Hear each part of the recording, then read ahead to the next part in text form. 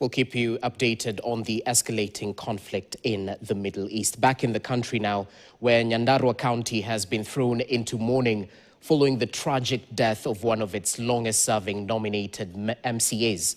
Beth Wahito died on the spot in a grisly road crash along the Nairobi-Nakuru highway. The accident occurred near the Naivasha-Kinangop junction at around 1 a.m. on Sunday morning when her vehicle was hit by a bus. Akida Kasim with this and more stories from the counties. Emotions reign high at the Naivasha Sub-County Hospital mortuary as relatives, fellow MCAs and friends struggle to come to terms with the sudden demise of nominated MCA Beth Wahito. She died on the spot after her car was hit by a bus near the Naivasha-Kinangop junction in the early hours of Sunday. According to the leader of majority in the Nyandarua County Assembly, Mwangi Nyaga, the county has lost one of its most dedicated and passionate leaders.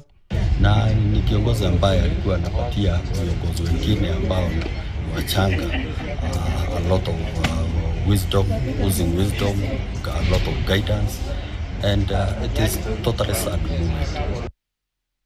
Elsewhere, KOTU Secretary General Francis Atwoli has called on Kenya Kwanza to allow for the expansion of Nairobi City even into protected areas like Nairobi National Park.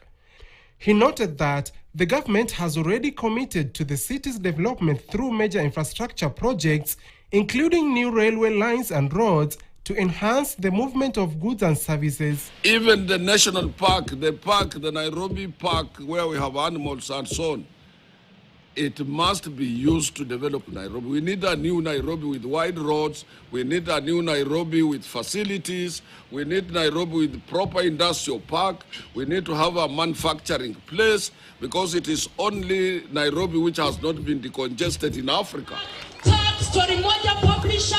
Meanwhile, Langata Primary School recently benefited from a wildlife conservation education program organized by Story Moja. The initiative is aimed to instill awareness on the importance of wildlife conservation among the younger generation. More than 500 books were donated to the school. There's a lot of hope when it comes to conservation efforts.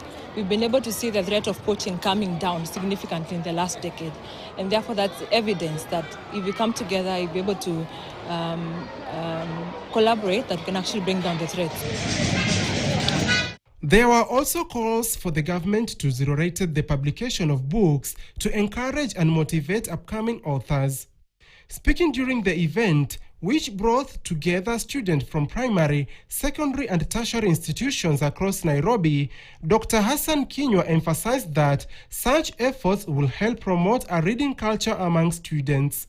Make sure that the tax is too low to make sure that the people will access the books, and also make sure that they strengthen the laws and tighten the laws that people will not outdo and go against the corporates.